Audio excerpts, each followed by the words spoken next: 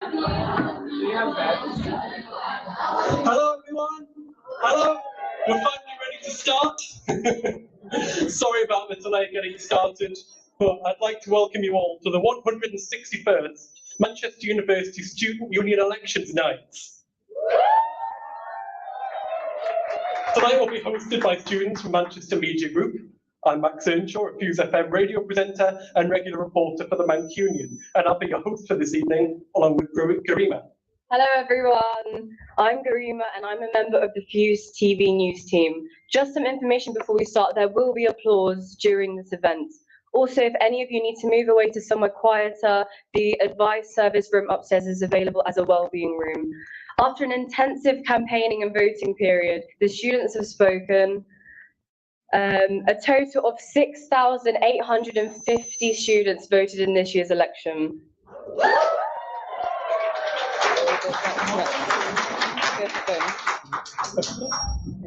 This Monday, we broke records for the highest number of votes on day one in recent history. We will be live for the next hour or so bringing you the results of the SU Executive Officer elections. This is our first year electing our brand new association chairs, the part-time officer roles representing 10 different groups across campus. All of our new officer roles were voted in by students in the referendum this October, after the Students' Union concluded the democracy review. We use a single transferable vote in our elections, and as a politics student, that's my job to explain that to you. When students casted their vote, they listed candidates in order of preference, voting their favourite candidates number 1, their second favourite number 2, etc. Students can also vote for RON, which isn't a person, but it means to reopen nominations. We will use RON throughout the event so that you now know what that means. When we run the results for these elections, candidates must receive over 50% plus one of the vote cast. We call this the threshold. When we run the result, we count the votes in rounds, reading first preference votes, then second preference votes, and so on. If no candidate reaches this threshold in the first round, we eliminate the candidate with the lowest votes. Their votes are redistributed and we move on to the second round. We continue in rounds until one candidate has reached the threshold. When we read the association chair results, we'll jump straight to the winner. You'll be able to see the full count sheets when we publish them after the weekend.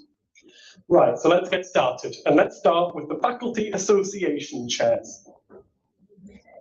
Your candidate in the biology, medicine and healthcare officer role was Eliza Musa or Ron.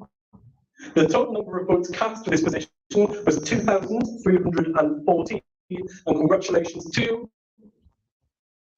Eliza Musa, who received 2,087 votes and has been duly elected as the Faculty of Biology, Medicine and Healthcare Association Chair for 2022 to 23.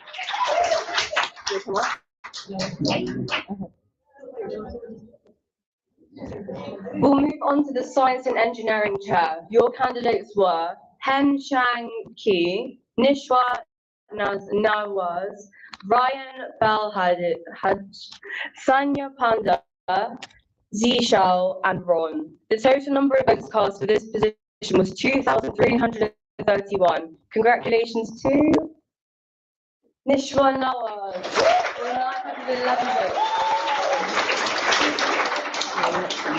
So Nishwa has been duly elected the Faculty of Science and Engineering Association Chair for 2022 to 23. We now move on to the Humanities Chair. Your candidates for this role were Delia Iona Stoika, Rimsha Asfal Kosa, or Yanjin Liu, and Ron as well. Congratulations to, next slide, Delia Iona Stoika, who received 1,055 votes and has been duly elected the Faculty of Humanities Association Chair for 2022 to 23. We'll move on to the elections for the Liberation Association Chair, starting with the Women's Association Chair. Your candidates were Anamona Sada, Rose Warren, and Ross. The total number of votes cast for this position was 2,429, and congratulations to Rose Warren with 1,413 votes, and has duly elected Women's Association Chair for 2022-2023. Congratulations to Rose, and now we move on to the LGBTQ+ Association Chair role.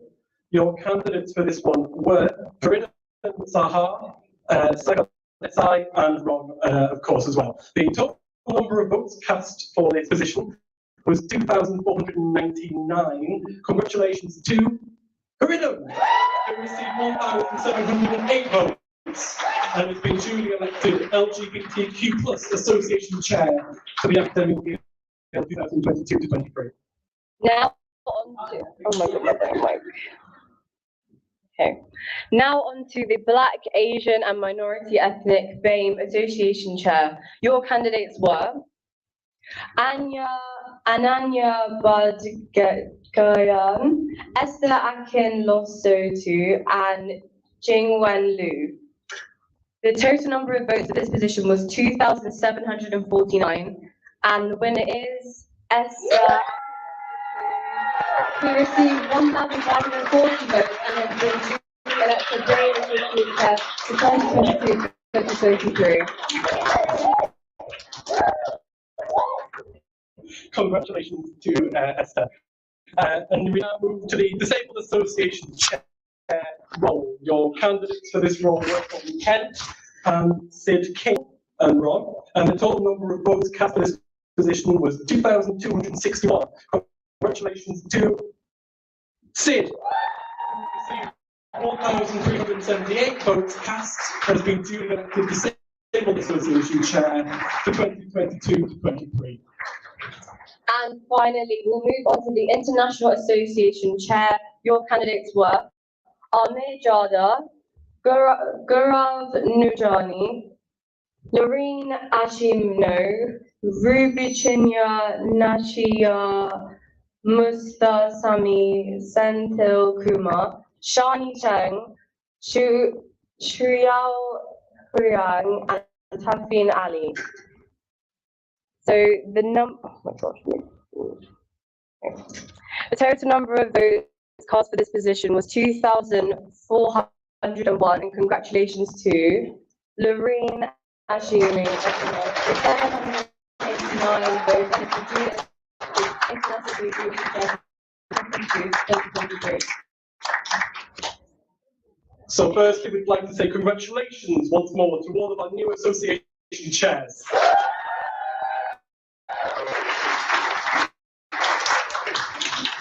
The Students' Union will be running a by-election for the roles of Trans Association Chair and PGR Association Chair in the coming months, so do keep an eye out for that.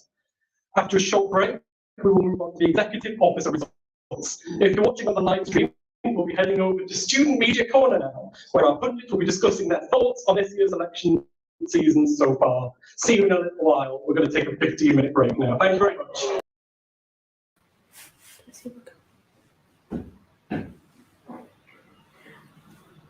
Yes. Okay. Hi, we're here with, I'm Ella, the Managing Editor for Music Current Affairs for the Mancunian. I'm here with Alex, I'm also an editor for the Mancunian. And Archie, I'm the head news editor for the Mancunian. We're in the media corner and we're going to be discussing what's happened so far. So the big stat that Max said was that we've had the highest turnout in the country for SU elections this year, which is really impressive.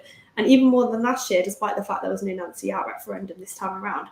So Alex, why do you think the turnout was so high this year?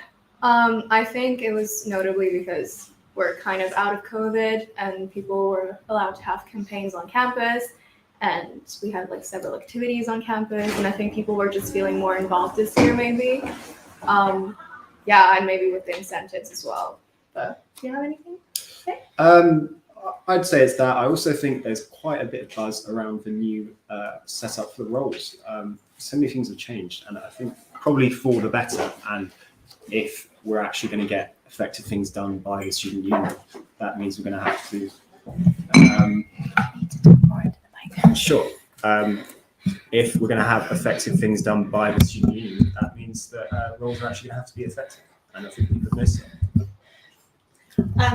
Great. So do you think the incentives were important this year? Obviously, there's the big talk about the £1,000 for downloading the app. Unfortunately, we don't know what's going to happen with that tonight. Also, slushies, pick a mix on the campus. Do you think that will have encouraged people to vote this year? Yeah, so we were talking about how actually there were the least incentives in the last couple of years concerning the elections, which is interesting considering we had the highest turnout.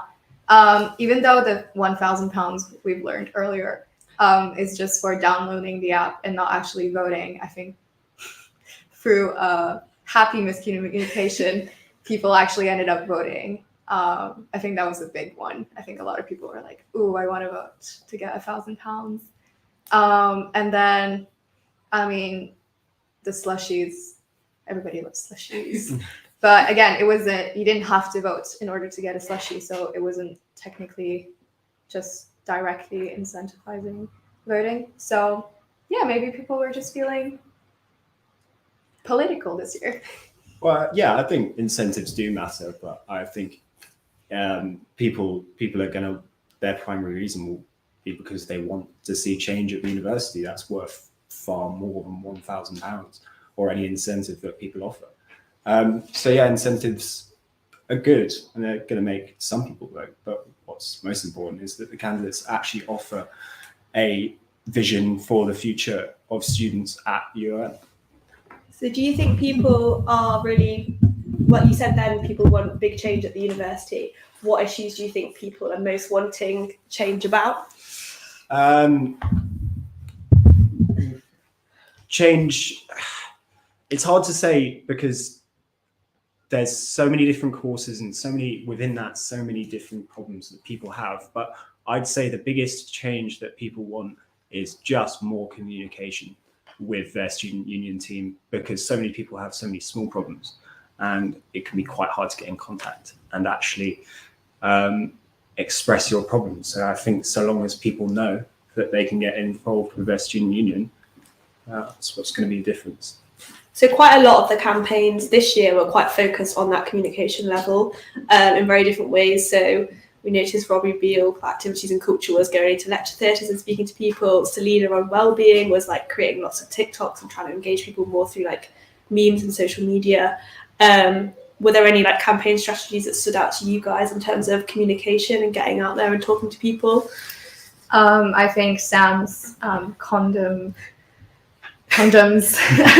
were quite effective. I mean, I think people will always reach out to get a free condom, and when you have vote for Sam, then people might actually get out of their way to go vote. I think in my 3 years at the university, it's definitely been the year where I've seen the most campaigning. Maybe it's because I'm more involved politically as well, but I think people have gone out of their way to do something. And I think with what Archie was saying before, that people had like small problems that they wanted to communicate with the SU. I think people actually have a lot of big problems, and people have been quite angry at what's been happening at the university between COVID and between strikes. I think people are getting tired of all the things that students have to deal with, and maybe they're trying to, they want to vote in order to get the most out of whoever's in charge, I'd say. I'd probably say Robbie's was one of the most effective, pretty much just putting posters of yourself everywhere, because people got a lot of stuff going on and the student union elections aren't always going to be at the top of your mind. But if you've just got your face quite literally out there, it's going to be the first person you think of when you want to vote. I think there were campaigns in the toilets as well, and the libraries and everything. I think that was quite effective. I mean, if you just, it was invasive. I mean, you're going to go to take a wee, so you might as well be looking at something, It was entertaining. I think just the most effective campaigns are the ones like Robbie's, who are like, you see them all the time, and so you think of them. Because I think a lot of students don't actually read through the manifestos in their entirety, so they just vote for someone they recognize in one way or another. So obviously, just knowing their faces and their names is probably the best way to go about it. I guess another big thing with recognition as well is society endorsements. So do you think they're important? Would you vote based on what your society suggested to you? And are there any like big notable societies that you think might have had an influence on this election? I personally, I don't think the societies are what would influence me, but I could definitely see for a fresher who hasn't been at the uni for this long, will probably look to older people in their society who could actually have a bit of a grasp on some of the larger issues. So yeah, I think societies can be effective in that sense. I mean, it's communication at the end of the day.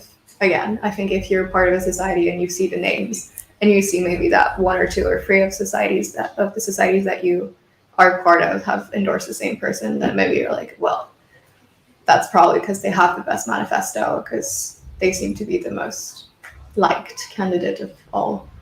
I don't think maybe it influences like people in that it's definitely going to make them vote for someone, but it's part of the communication strategy, I guess. I'm going to talk to you guys a bit more about this later, but the new faculty officers' roles, why do you think it's important to have broken down that education officer role into the 3 faculties this year? Obviously for better representation across. I actually don't know what the reasoning behind, like when it began. I don't know if you know more about it. Well, I think it's exactly that.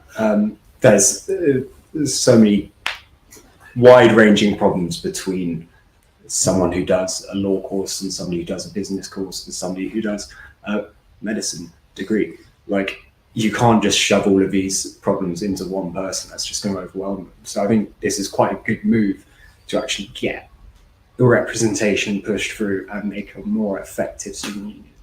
I guess as well with the education officer role this year, because of all of the like shift from automatic extensions to like taking that away, and there's been quite a lot of like mitigating circumstances backlash, and there's been quite a few big tasks for the education officer, which I guess will help to split down. We're now going to speak to Shakar and Joe about the new roles in a bit more detail and the standout people from the Hustings. So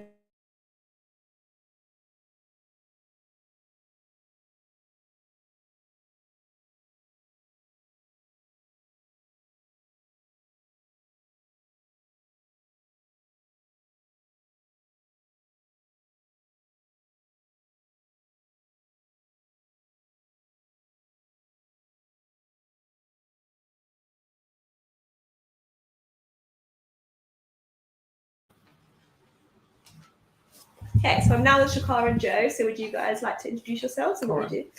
Hi, I'm Shakar. I'm one of the news editors of the Mancunian. Hi, I'm Joe. I'm the investigations editor at the Mancunian. So you guys have been quite involved in reporting for the Mancunian about the switch to the new roles for this year's elections. So can you explain briefly like which roles have changed and why you think this is important? So from what we understand is that earlier in the year, during November, when the part-time officer elections were taking place, there was a referendum that went down about changing the exact roles.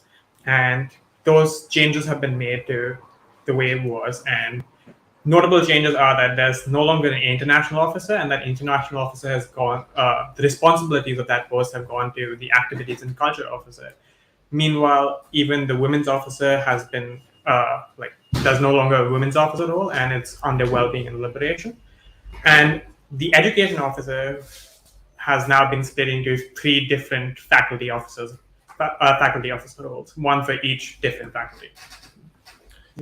Also, GenSec being renamed to Union Affairs. Yeah, I think that's an interesting choice. I think changing the name definitely takes it more into the 21st century and almost gives the SU a bit of an update in terms of their branding and the way they want to look to prospective new students. I also think that change, coupled with the new separate education officers, I think will result in students almost knowing more what the SU exec do. And it's a lot clearer in its messaging. If you're a humanities student, you go to the humanities officer if you have an issue. If you want something to be captured within the wider university management, Union Affairs is kind of that catch-all position.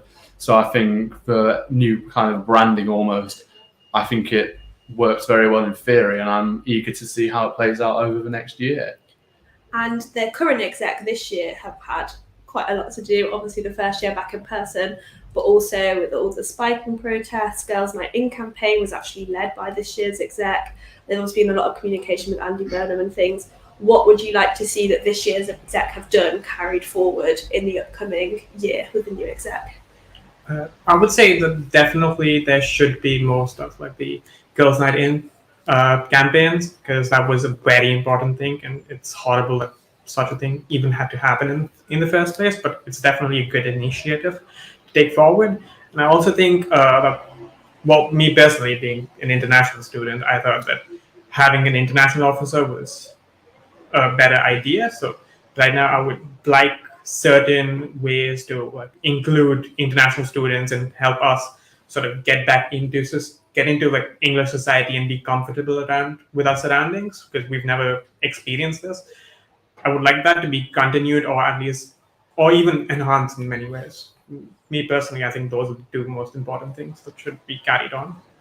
Yeah, I think I'd agree with Shakan a lot of that. I think carrying on a lot of the community work done by this year's SU execs is very important, establishing a lot of links with Andy Burnham, GMCA, and I think obviously Burnham's still got time on his term left, so seeing how the incoming exec carry on that work will be very interesting in terms of keeping up these spiking campaigns and almost operating within Manchester as a wider city and not just being isolated to this kind of Oxford Road corridor and Fallowfield of the student community. I think what I'd like to see carried on is some more stuff in terms of education. So I know there's been some good education campaigns this year surrounding decolonisation and pushing, an unsuccessful push to carry on the automatic extension. So I'd be interested to see how this incoming exec almost take those missions forward and see if they can possibly get some more success with that. And you guys were both quite involved with the Hustings. Joe, you led one of them. Were there any standout people from the Hustings that you've seen who you think might do well in tonight's results? I think personally I was quite impressed by Sam Bronheim and Robbie Beale. They definitely stood out. Their campaigns also stood out. Celine Pereira, I'm sorry if I'm pronouncing your name wrong, but Selena. But I think she also ran a very visible campaign on TikTok and Instagram. So those are the ones that really caught my eye. I think, more or less same. But I feel even Archie and Alex mentioned earlier about Sam and Robbie's entire campaigns and how they were seen everywhere. And I think during the Hustings, both of them were very articulate, at least, about what they exactly wanted. And after that, during their whole campaigning season, you definitely saw Fraz and Cecilia making a huge push with TikTok and Instagram, and Robbie also with getting Boombox Patty to endorse him. That favorite endorsement from so far.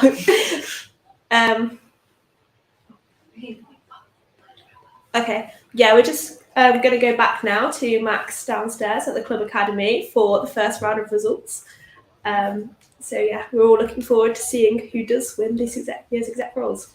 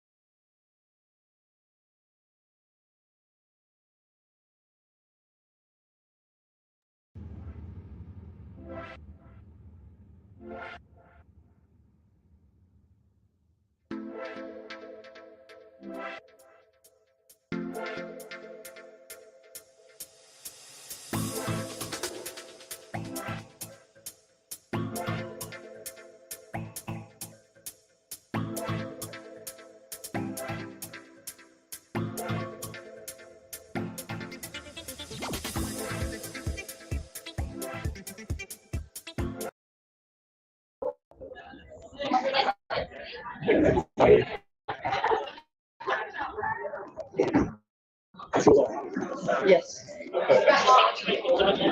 Oh, it's not. It's actually that time. Okay. Welcome back, everybody.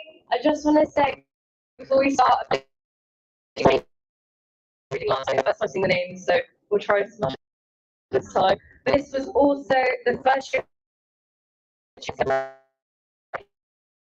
as a group of students in the democracy review referendum in October.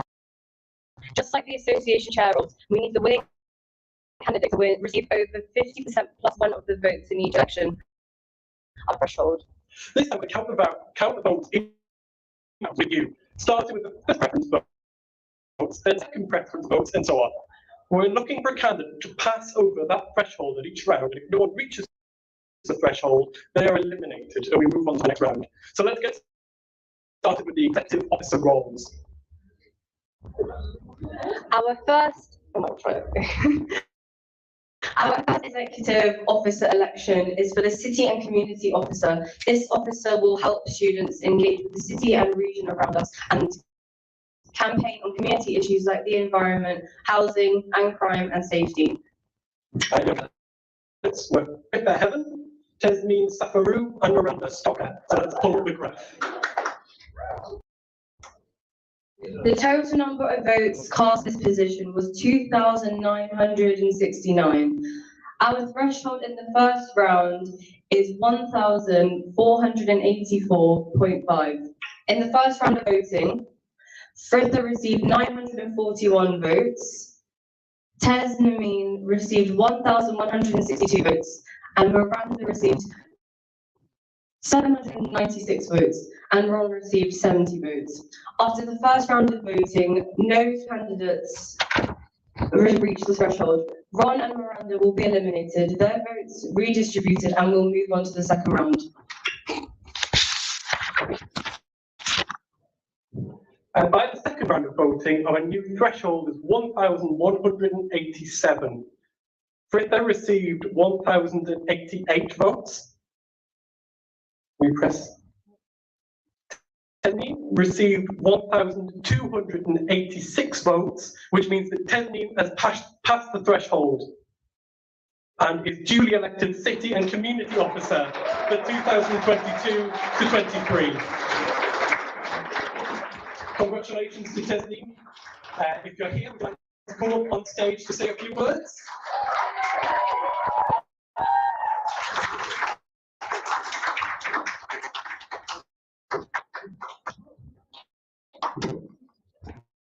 I like the style. There's a round there. I like the style.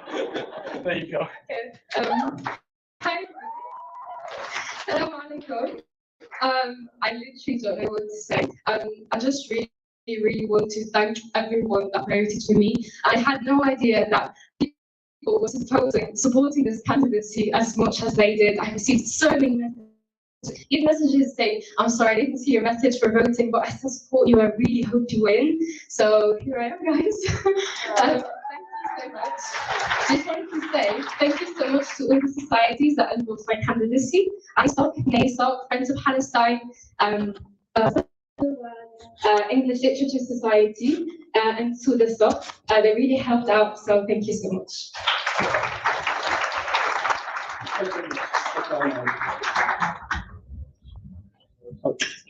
We'll move on to the rest of our faculty officer positions. These officers are responsible for all educational matters affecting students in each of the faculties, coordinating student representation within the university schools and faculties. So let's start with the election of the Biology, Medicine and Health Officer. Your candidates were John Contra, standing against the option of reopening nominations, as we're calling it, Ron. So let's pull up the graph. I'm just going to have to move the microphone. Okay. Yeah. So the total number of votes for this position was 2,706. Our threshold in the first round was 1,353. Ron received 2,374 votes, and Ron received 332 votes. This means that Ron threshold and is a winner, and if you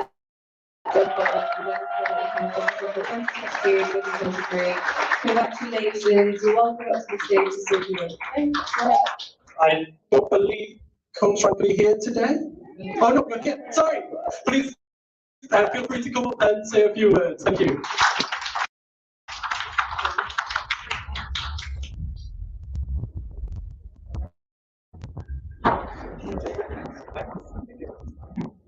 Congratulations.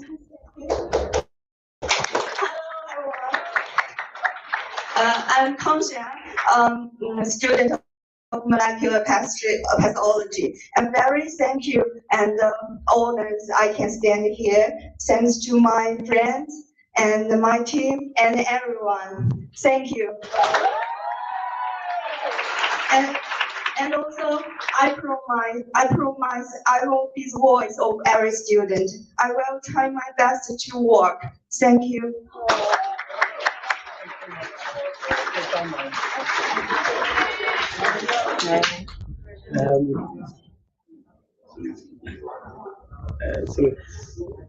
We'll now move on to the election of our second faculty role, the Science and Engineering Officer. Your candidates were Nicholas Buchler Wang and Shauna Rogers. And the option of Ron was available as well. Let's pull up the graph. So the total number of votes cast in this position was 2,629, which makes our threshold in the first round 1,314.5.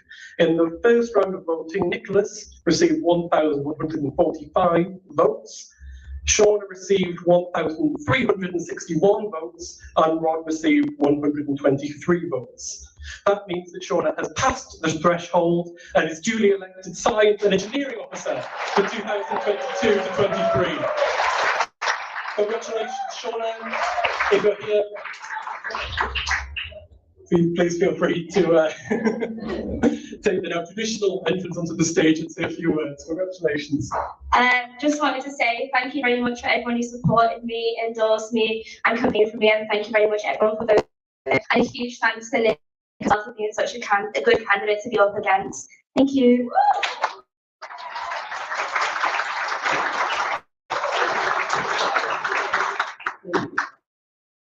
We're now moving on to the election of our final faculty role, the Humanities Officer.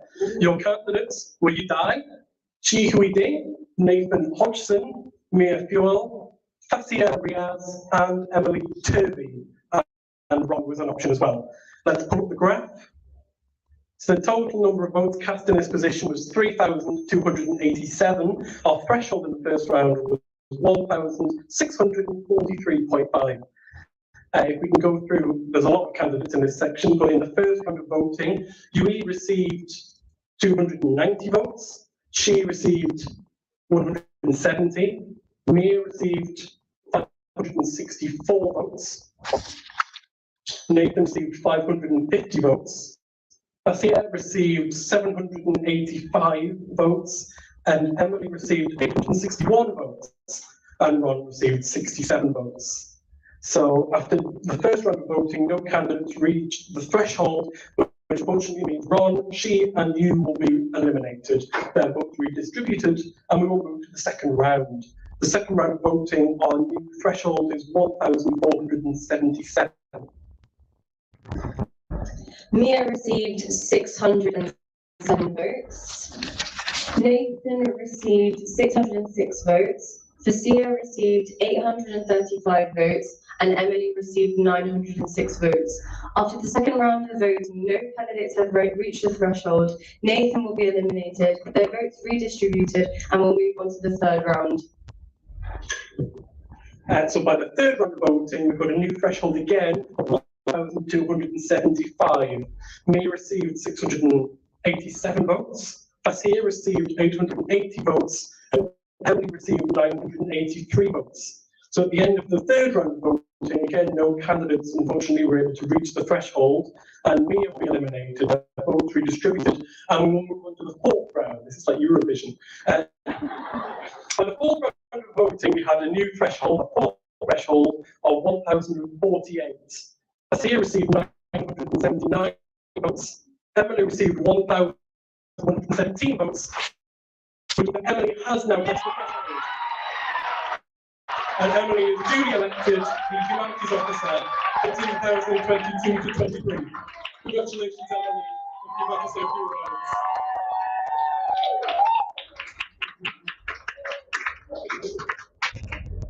Congratulations. First of all, I wouldn't recommend that. Like it was like Eurovision. I wouldn't recommend it to a friend. That was very nerve-wracking. First of all, I want to say thank you to the other candidates I ran against. I just ran against you. It was very nerve-wracking running against 6, but there were 6 of us, so that was quite long. But yeah, well done to all of you. I know how hard we've all worked, and it means a lot. We want to represent humanities. Also, yeah, this is a new role, so it's really exciting to be able to like properly represent humanities. Especially because it's education also before, and now we can properly represent humanities. I really want to make sure we're properly funding faculty and changing the module selection process. And yeah, thank you for everyone who's endorsed me and for voting for me. And yeah, it's been a really intense 2 weeks. I'll to everyone.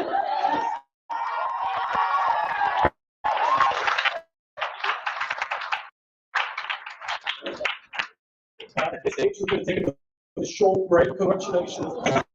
Sorry, guys. Sorry. We're going to go back upstairs if you're watching at home to Media Corner for some more discussion of the results so far. And we'll see you again shortly. Thank you.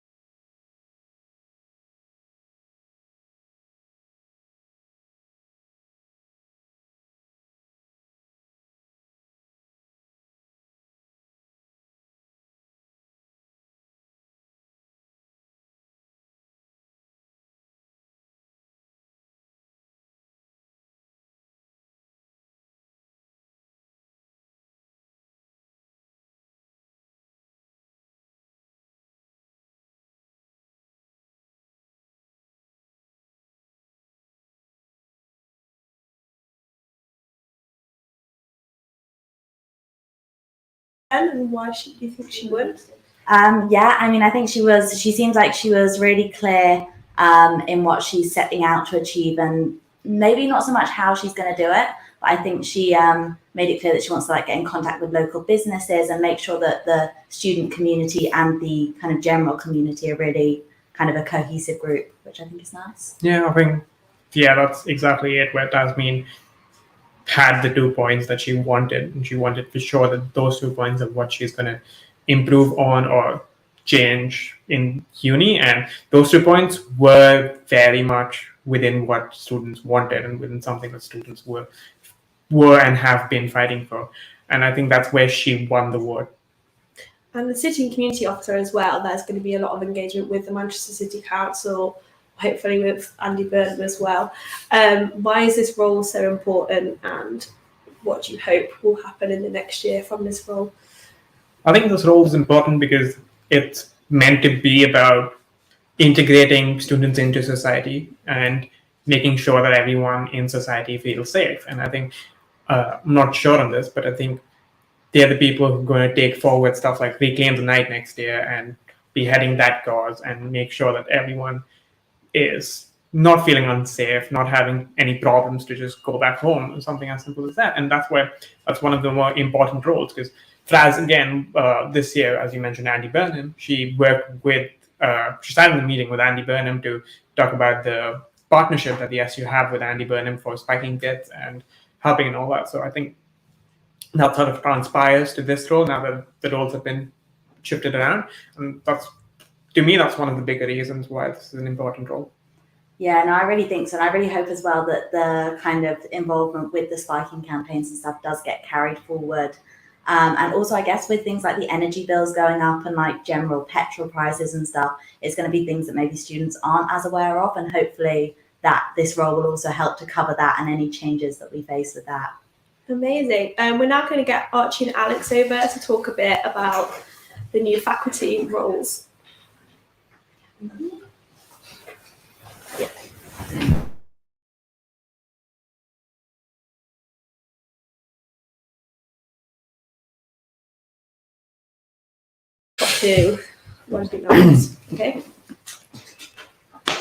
Okay, back with Archie and Alex. We're going to first talk about humanities role because that was a very close race and also had the highest turnout of all the schools, like Salk and SOS had the highest turnouts. So why do you think that was such a close race and with the two candidates?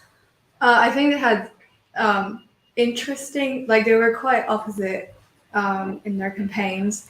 Emily was focusing more on like humanities students paying for other faculties, and she wanted to ensure that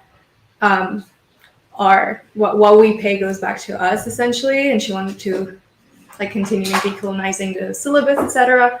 Whilst Fasiha, she had ideas like ensuring that there were non-alcoholic networking events within the faculty.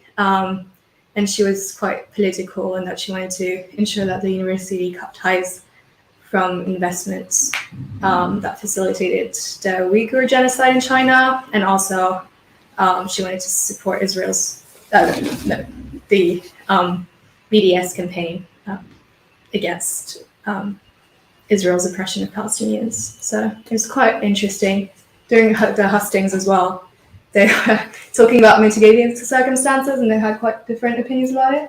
Well, yeah, I think if I remember it right, Emily wants to streamline the process, make it a lot easier for people to apply to mitigating circumstances. But Fasiha saw the main problem as ensuring that it's actually doing what it's supposed to do, and people who really need the mitigating circumstances actually get them. So I think in that sense, and it's important to remember, these guys came first and second, right? So they both had a lot of support, but I think probably what edged it is that, speaking from a humanities point of view, somebody who does politics, the mitigating circumstances process is a bit of a mess. And I think addressing that is probably what made the difference. I think from remembering Emily's manifesto as well, she did quite a lot of different targeting. So she spoke to people from the business school about their issues with English Lit. She was trying to make sure like books were included on the in funding. Do you think that kind of specific course targeting within the field of humanities helped? And obviously that's probably something you couldn't previously do if you were running for education officer, because it was a much broader spectrum. Yeah, I definitely think it was more targeted towards us as humanities students. And I mean, I think Fasiha's campaign was quite targeted towards a certain part of the population, whilst Emily's campaign was speaking to the larger group of humanities students, and I think that's maybe where she gained those extra votes. Well, yeah, I think one of the things that Emily said quite a few times was careers. And there's the old meme about how if you do a humanities degree, you're not going to get a job. And as somebody who's graduating soon, it's 100% correct. So just boosting the idea that, you know, there are actually jobs out there for us. and that if we have the right student representatives to actually push those forwards, then it's got a much better chance of actually making our lives better, because that's what it's about. And endorsements too. Do you think these were important? I mean, Emily had the MSU post with the bats from schools, and also endorsements from like History Society and things. Do you think endorsements matter in these circumstances, or do you think people are doing it based on the manifesto? Definitely. I think Fasika had the endorsement of the Islamic Society. As I said, I think it's like she had quite a bit of endorsement from like the religious groups and perhaps like Islamic students in general. And I think her policies as well were very targeted towards rather than speaking to a broader range of students. And in general, I think maybe Emily had more popular ideas, like helping fund books and things like that, which people have been talking a lot about this year. So yeah. Okay. Yeah, it's just about getting your face out there. Emily working at schools, it's a busy place, so you're going to get your face out if you work at schools. Okay, we're going to move on to science and engineering now. So Shauna won that election. Why do you think Shauna won, and like what were the key differences between the two campaigns, do you think? I think the two campaigns were again quite different. I think Nicholas, they took a humoristic approach. His photo was like cut in half on the website. But then actually his manifesto was a bit more detailed than Shauna's. But then we were talking during the Hustings, she was quite self-assured, and she actually made quite interesting points, whilst he often just agreed with her. So it was quite, balanced. There were pros and cons to both of them, I guess, and which is why there's such a small difference between their votes, I guess. Yeah, I think Shauna has the experience of being both a student rep and a pass coordinator, and for something that has quite a lot of responsibility, like student union, you're going to want to trust someone who's had the experience, who's been there, who's done that. So I think that played a role. Yeah, I think Shauna's manifesto it centered around her qualifications for the role, whilst Nicholas's, they kind of were talking about the policies they wanted to put in place. Like he wanted to improve online learning and mixed learning, and he was also pro putting back in place mitigating circumstances and easier access to that. So I think he put a lot of buzzwords in it, whilst she maybe just pushed like herself and what made her specifically good for the role. And do you think there were any key endorsements in that race?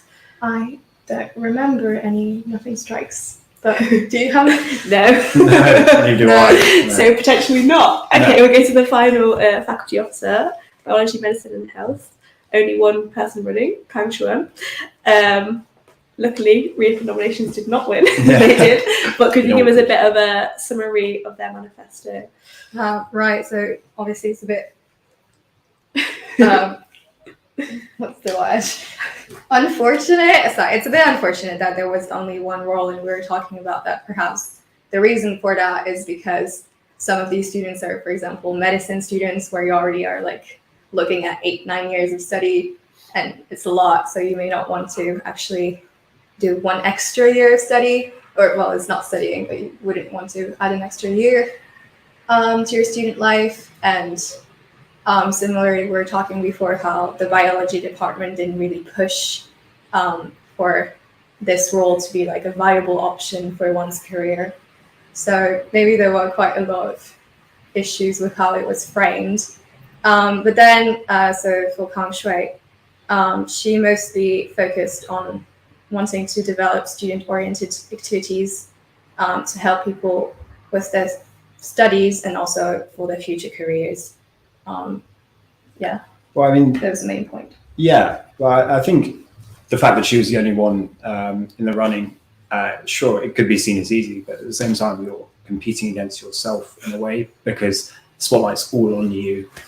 You've got all or nothing, and if people sort of look at you and say, you're not what I want, then they can just quickly press the other button. So I mean, you do have to, you've got to be prominent at the same time as only competing against yourself. Yeah, I thought that with the hustings as well. It was quite intense to be sat on a table on your own. So I can imagine that was quite the campaign. Do you have any overall thoughts on breaking up the roles this year? And if you're excited to see these guys take it forward, just before we wrap up and go back to Max downstairs? I don't know. I think it's a forward march of progress. You know, it helps. It helps specialization with these roles, and that's the important thing at the end of the day.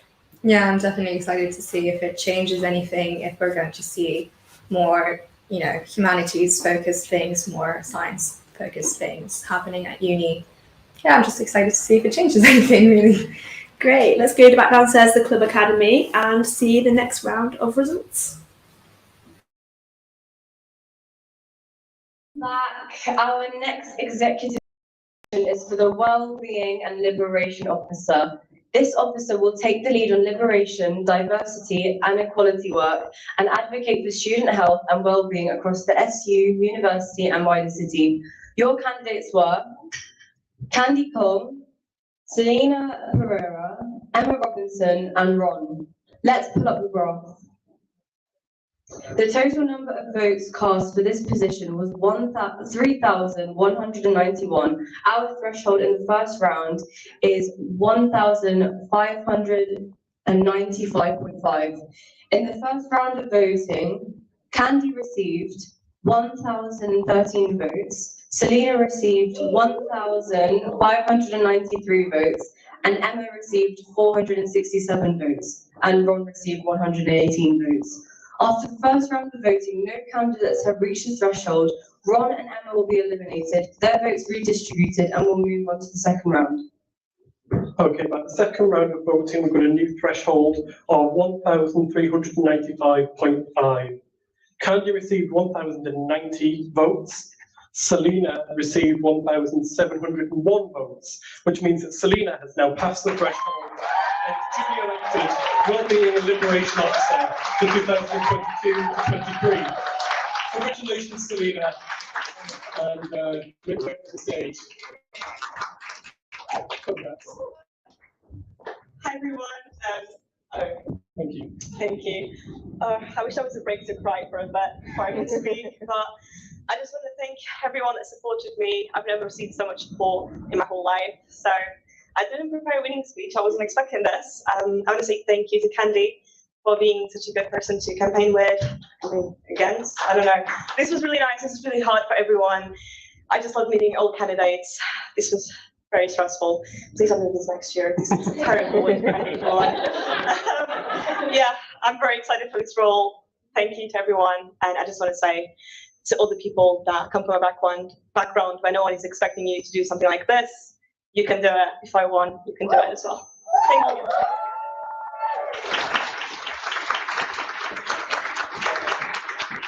Congratulations to Selena. Next up, we would have had the research officer role, but unfortunately we are not yet able to announce these results due to an ongoing investigation. The winner of this category will be announced next week. Which means that we will move on quickly now to the activities and culture officer. This officer leads on internationalization and culture activity across the SU and participation in activities including societies, media and volunteering. Your candidates for this section were Christian Savas, Kai Shang Zhang, Naomi Littlewood, Robert Beale, and Peng. The total number of votes cast for this position was 3,417. Our threshold in the first round was therefore 1,708.5. In the first round of voting, Christian received 247 votes, Wasilla received 236 votes, Robert received 1,186 votes, and Naomi received 273 votes. Gibbon received 220 votes, Sophie received 1,061 votes, and Shai Tang received 127 votes and received 59 votes. After the first round of voting, no candidates have reached the threshold. Ron and Kai Shang will be eliminated, the votes will be distributed, and we'll move on to the second round. In the second round of voting, we've got a new threshold of 1,643.5.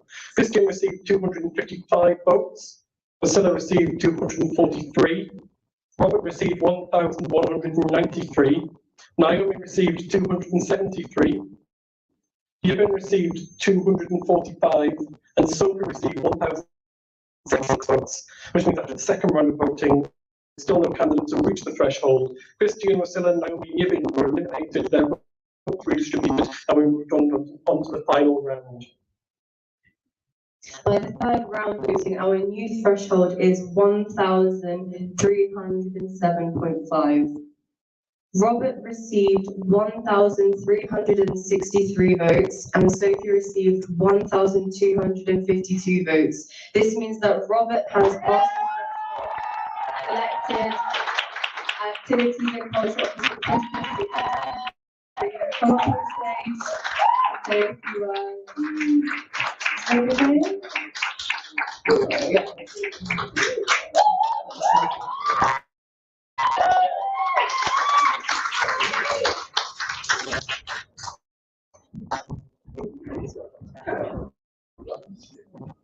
Congratulations. Sorry, I was hiding at the back.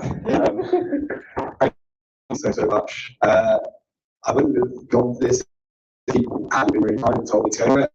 And I wouldn't have run it if people hadn't been really kind and told other people to vote. I'm really shocked for that. Thank you so much. So if you can have some fun, I'll find out that you thank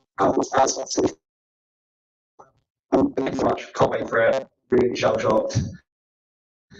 Let's go get a drink somewhere.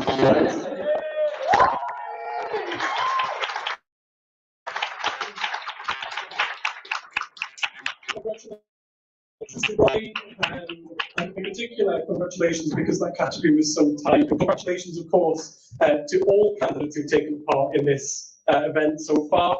It's a very stressful way to find out the results, as I know you agree, but this is the way that we want to present the numerical statistics. We're now going to move on to the final result of the night, the election of the Union Affairs Officer. This officer is the figurehead of our Students' Union, who chairs the Trustee Board, oversees the general running of the Students' Union, and is the lead representative to the University. The candidates were Asabot, Mohammed Ali Ashtar, Samantha Bronheim, Miguel Gonzalo and Ron. We'll now vote the graph. In the first round of voting for this position, there were 4,253 votes cast, which makes our threshold 2,126.5. In the first round of voting, Assad received 1,339 votes, Mohammed received 341, Samantha received 1,656 votes, Miguel received 854 votes, and Ron received 83 votes. After the first round of voting, no candidates have reached the threshold, which means unfortunately Miguel Mohammed will be eliminated. Their votes will be redistributed, and we'll move on to the second round. By the second round of voting, our new threshold is 1,720.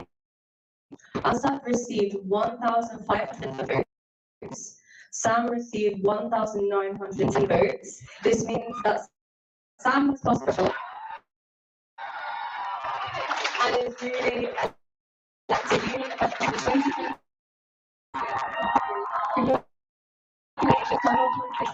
2022.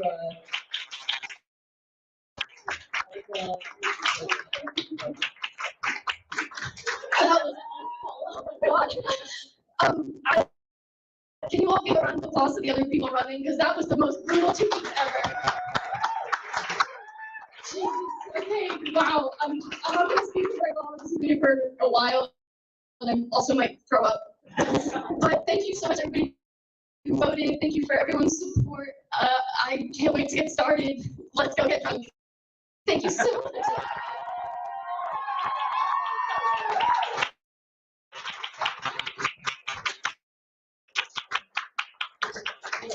Congratulations to Samantha, and thank you for not being sick all week. All the results before your association checks. In the team for 2022-23. Samantha Sam is a Union Affairs Officer. Selena is a Integration Officer. Director Officer. Tasneem is your City and Community Officer. And your Humanities Officer. Sean is your Science and Engineering Officer. And Sean is your Biotechnology Officer. Council. A little while, but we just give a round of applause to all our winners. And of course, made this the student union to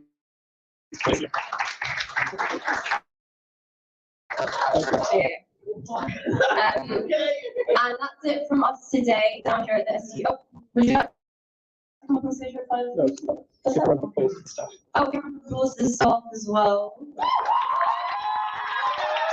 We were trying to do it.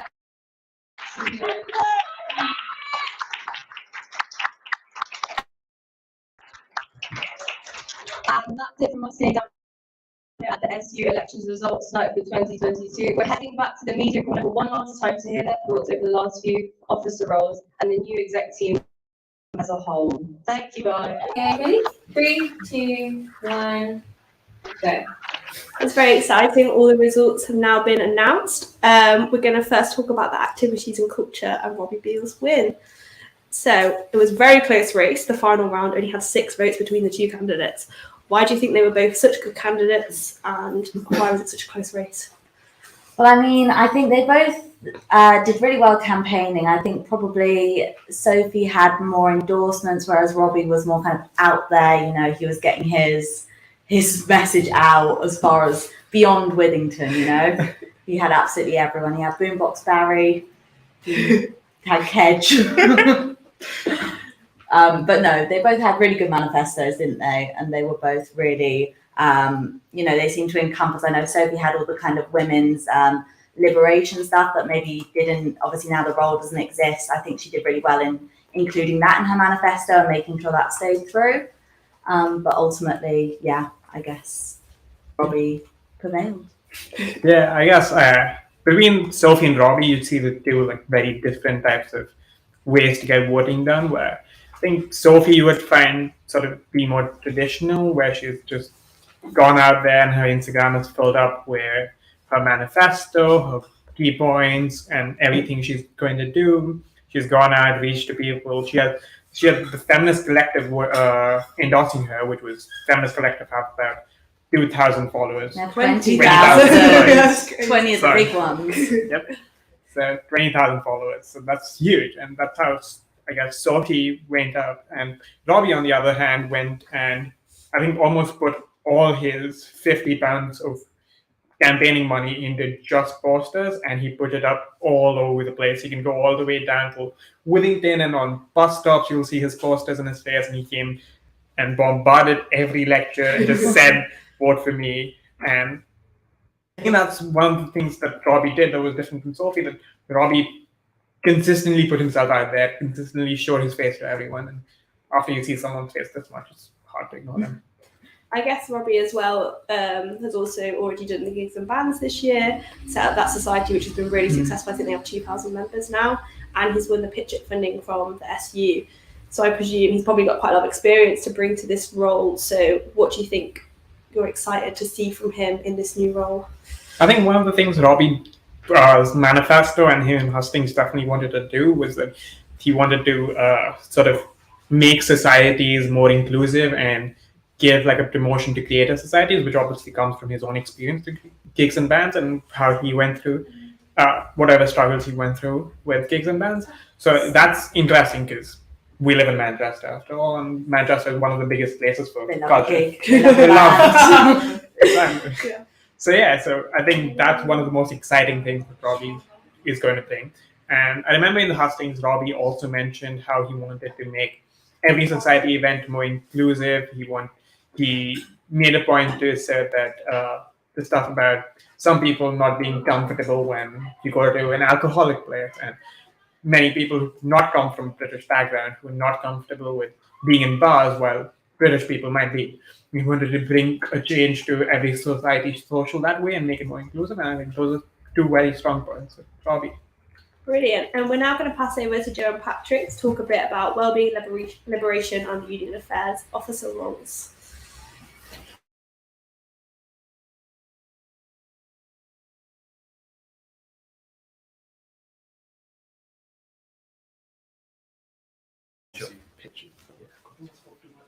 So, wellbeing and liberation. Oh, you need to introduce yourself. Sorry. I'm Patrick Whiteford. I'm a Fuse TV presenter. So, with the wellbeing liberation role, we'll discuss that first. Selena dominated the votes. Why do you think she did so well? Personally, I noticed her fun campaign style on social media and things. Do you think that helped benefit? And what else in her manifesto? I think very much so. I think very much Selena's social media campaign was a real. I mean, obviously, she had good competition. We've all seen the posters for Candy Kong outside the library. Very strong competition, but I think ultimately Selena's social media approach, that's really what won. I mean, in terms of her manifesto, she's got a lot in there about student well-being. It's obviously very important to her. She talks about her own personal experience, which I think really will reverberate with a lot of the student community. But at the same time, I really think when you look through her campaign, one thing really stands out, and that's the fun angle to it as well. Of course, it's a very serious topic to approach, but equally, she does approach it in a quite a light yet thoughtful way, I would say. At times funny, but it appeals and it gets the message across. And at the end of the day, that's what's important. Yeah, I think I just second quite a lot of what Patrick just said there. I think Selena, she definitely had a strong social media presence. And I think in the kind of age of Instagram and where a lot of campaigning now is not done for traditional style, but is done on the internet with TikToks, Reels, Instagram posts and endorsements. I think running a successful social media campaign was a really good thing for her, and I think she can possibly bring that experience to the Students' Union and kind of really shout about the kind of well-being and liberation initiatives and services that the SU offers. And I know this previous year's exec has been big on their Instagram presence and really building the SU up again as a brand. And I think Selena will carry on that. And I think her campaign shows she has what it takes to really bring a new kind of look to wellbeing and liberation. Yeah, so wellbeing and liberation is obviously quite a broad role. There's been lots of talk recently about, for example, like the counselling service not having enough provisions and things. Was there anything specific in Selena's manifesto that she wants to change that you're excited to see change the next year? I think certainly. Well, I think one of the important things that Selena did talk about was very much about improving the counselling service. I know I've heard a lot about the counselling service, and I think that's something which, unfortunately, for a lot of students, is something which isn't working very well. And I hope that will help to help them in their student experience. I think as well, looking through her manifesto, I mean, she had a lot of things. She had a lot of good things to appeal to kind of student well-being. And I think, as I talked about before, the fact that she talked, it's personal to her as well. You get the feeling that it's very authentic. Her message is always very authentic. And I think that's great. We'll finish off by talking about the Union Affairs role. It was quite surprising that Miguel, who's the current education officer, didn't make it into the top 2. Why do you think that was this year? I think, as we kind of touched on earlier with Fritha Heaven's loss, I think people wanted a new look for the exec, and I think obviously both of them losing their titles and the reshuffle with the roles, I think that may have hampered their chances. I also think at the end of the day, it's a new year. People, they're kind of used to this yearly cycle of new exec officers. And I think while Miguel ran a very good campaign, it wasn't as visible or as strong as, say, Sam Bronheim's was. I think one thing she has in common, again, with Robbie Beale is kind of the opposite of Selena. They did a very grassroots get out the vote campaign. They did use social media, but again, they both had a very visible presence on campus. I know Sam was handing out her Better Vote Bronheim condoms outside Owens Park. I think that's really one of the reasons why Miguel lost, unfortunately. I just don't think his campaign really had the presence that some of the other candidates did. And what were some of the key manifesto points of Sam's campaign that you think she's going to bring forward this year? I think one thing that I really liked was her idea to bring a mentoring and alumni scheme to the union. I think that's something we touched upon with the humanities officers, but getting a good graduate scheme going, and kind of people they graduate university and a support network is almost gone. So I think a mentoring and alumni network will really kind of open up some new possibilities. I think also a lot of Sam's manifesto points surrounding sexual health, like free condoms, free period products, I think they definitely were popular with the student body, because at the end of the day, those are the type of issues students care about. Okay, is there anything else you want to add? I think in kind of Sam's key endorsements, I mean, Fem Collective, I think they're called. That's obviously a big one. WIM again, the Women Media Conference, that's a huge kind of endorsement to have. So I think it's kind of weird. It's not weird, but it's different. So it's different from last year. So obviously Nancy Out were a huge presence in rent striking this year. They've kind of peeled off a bit into the background. They're obviously still here, but their endorsements didn't really seem to have as much impact as they did last year. So I think that's an interesting balance of power within societies and who the kind of kingmakers are now. Brilliant. I think that's all from us. This has been a really exciting year for elections, and we're excited to see what the exec officers do next year.